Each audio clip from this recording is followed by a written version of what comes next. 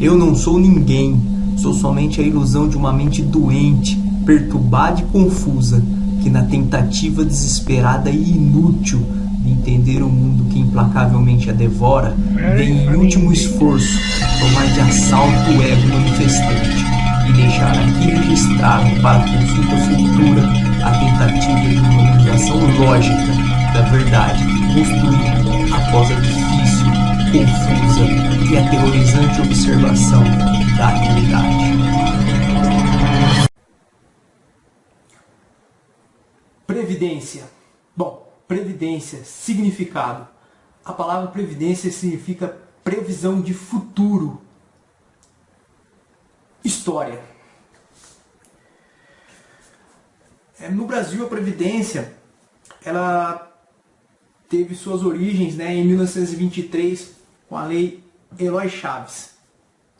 Então, como é que ocorreu essa primeira tentativa de fazer uma previdência no Brasil?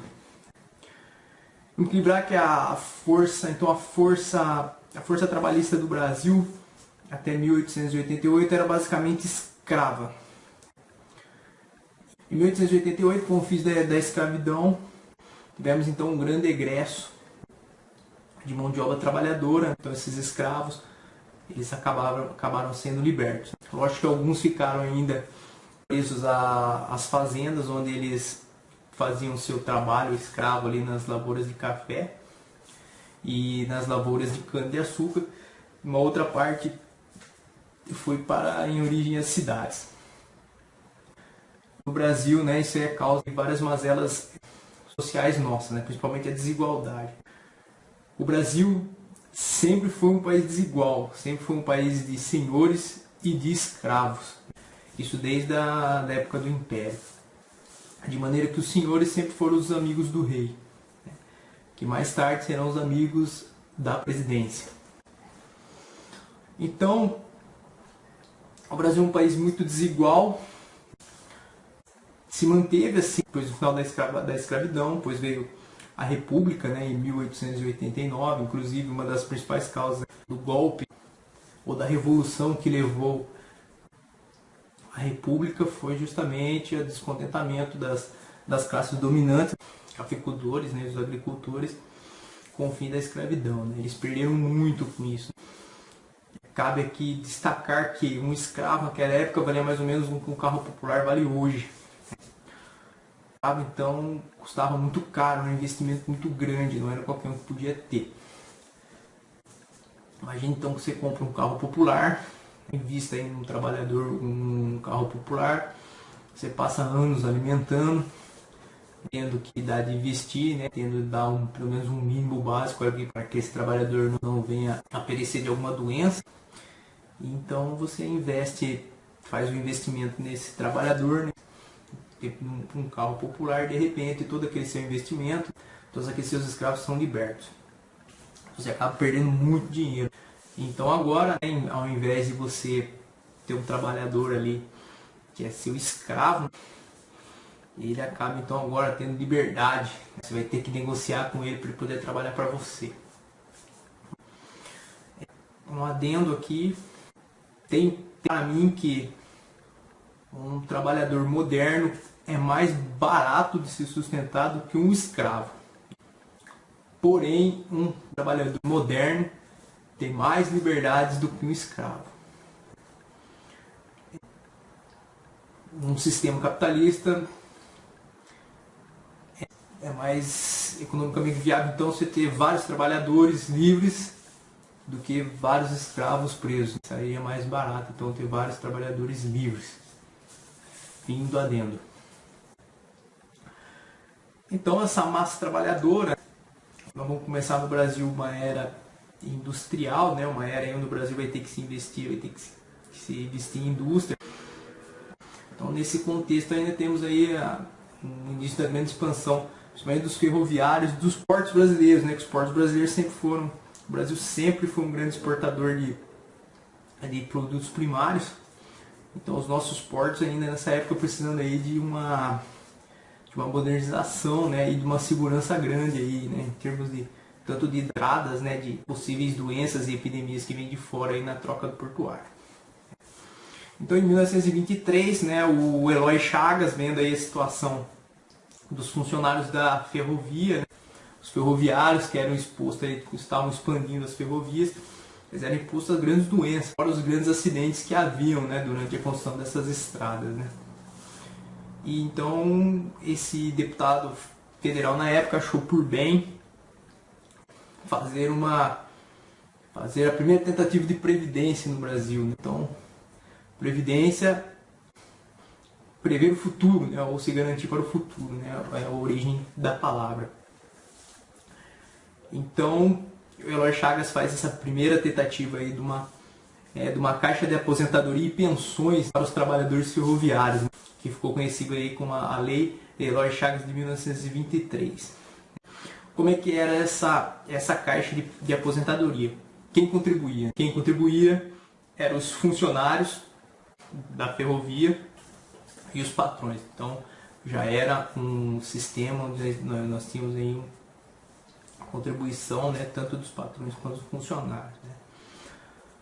Conforme foi passando o tempo, outras categorias tiveram a conquista da sua previdência também. A próxima, né, depois dos ferroviários de 1923, 3 anos depois, em 1926, teve aí a Caixa de Aposentadoria e Pensões, também chamado CAPES, dos portuários.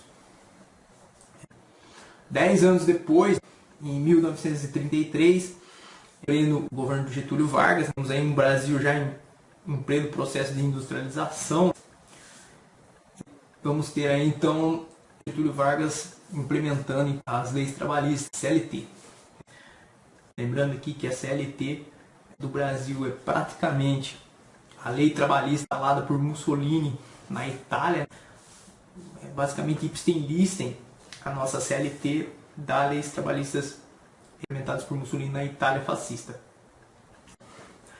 Então, o que acontece durante o governo de Getúlio Vargas? Então, a CLT institui, então, aí você tem que ter a contribuição aos trabalhadores com carteira assinada, então institui a carteira assinada. Esses trabalhadores, então, com carteira assinada, eles vão ter que contribuir para o recém-criado, então, Institutos de Aposentadorias e Pensões, os IAPs. Então, esses IAPs já começa a ter, então, um controle do Estado. É a primeira vez, então, na história, em 1933, que o governo começa a intervir no dinheiro da aposentadoria dos trabalhadores.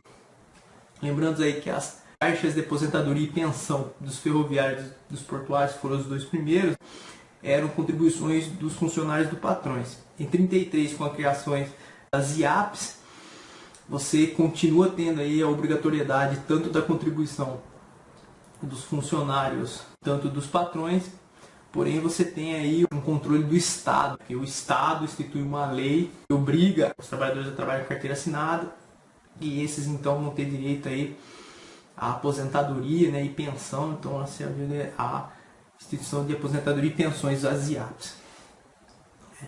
Lembrando aqui que ainda nessa época isso não abrangia nem os militares e nem os servidores públicos, somente aqueles que tinham carteira assinada, somente os trabalhadores que eram regidos pelo regime da CLT que tinham acesso a isso. Alguns anos depois se institui então o Instituto de Previdência e Assistência dos Servidores do Estado, IAP. E esse então era dos servidores. Aqui nesse momento nós temos aí o primeiro plano, o primeiro instituto, né, que vai tomar conta aí tanto da aposentadoria dos servidores públicos, tanto dos militares. Os militares também não tinham nessa época um plano de aposentadoria e pensões. É nesse instante que os militares também entram com direito aí, ou conquistam, né, a sua previdência. Na criação dos IAPs durante ali o governo de Getúlio Vargas. Conforme foi passando o tempo, né, houve então aí a Lei Orgânica da Previdência Social, a LOPS. Então, capitulando, tivemos as criações das CAPES. Essas CAPES foram criadas como se da Lei Eloy Chaves, né? A lei foi a grande inspiradora, né, das criações da CAPES, foi a Lei Eloy Chaves. Essas CAPES, dinheiro vinha dos funcionários e dos patrões. E essas CAPES elas eram administradas pelos funcionários, né? Então era administrado pelos funcionários, isso é importante. Então o dono do dinheiro, quem era dono, quem contribuía, quem administrava o dinheiro eram os funcionários. Então cada CAPES fazia a administração do seu dinheiro. Getúlio Vargas então implementa a CLT, e a gente temos então as criações dos IAPs. Então as CAPES foram então estatizadas, né? Então temos a estatização das CAPES, onde o governo começa a ter um controle sobre essas CAPES. Porém, esse dinheiro ainda era separado. Então você tinha a IAPs dos ferroviários, dos portuários, dos bancários. Cada IAP era da sua classe. Próxima mudança, então, em 1933 temos a primeira governo interferindo aí na administração das previdências. Em 1964 começa aí o regime militar. Qual foi a grande mudança que os militares fizeram? Os militares, eles, por algum motivo, eles sempre foram muito centralizadores. E o militar, ele tem a mania de achar que é ele que tem que decidir tudo, porque ele é a pessoa que tudo resolve e ele toma a melhor decisão em tudo. Então o que acontece? Então o regime militar, eles acharam por bem, então aí a Previdência é uma coisa boa, né? Então eles tinham em mente que a Previdência é uma coisa boa. Então a Previdência é para todos. Decidiram então pegar essa benesse que era todos os funcionários de carteira assinada tinham e decidiram expandir para toda a população. Então a Previdência é para todos os trabalhadores e seus dependentes, obrigatoriamente. Então o que os militares fizeram? Então antes você tinha várias IAPs, cada profissão tinha uma IAPs. Então os militares decidiram estender essa previdência para todo mundo. Então o que eles fizeram? Não, vamos juntar todas as IAPs, vamos formar aqui então o INSS. Então vamos aqui ter então a formação do INSS. O governo então pega todo o dinheiro das IAPs e forma o que seria o INSS. O governo, quando toma esse dinheiro dos trabalhadores, né, das IAPs para formar o INPS na época, né, que é o Instituto Nacional de Previdência Social, ele percebeu que esse dinheiro tinha um grande volume de dinheiro, né, porque temos que lembrar que esse dinheiro, quando o governo tomou o dinheiro das IAPs, esse dinheiro caiu direto no Tesouro Nacional. Então, houve então a formação do INPS, que é a formação pela fusão de todas as IAPs. Então formamos aí o Instituto Nacional de Previdência, o que gerou um grande volume de dinheiro. Esse volume de dinheiro era tão grande, que os militares tiveram que fazer um instituto, o Instituto da Previdência, para justamente conseguir administrar esse montante de dinheiro. Então eles tiveram que criar o INANSP, que é justamente para conseguir administrar esse volume de dinheiro. Bom, o Brasil nessa época, né, estava necessitando então aí de obras de infraestruturas, né? Os militares então aí parece que tem uma tendência progressista. Então eles decidiram, né, investir em obras de infraestrutura.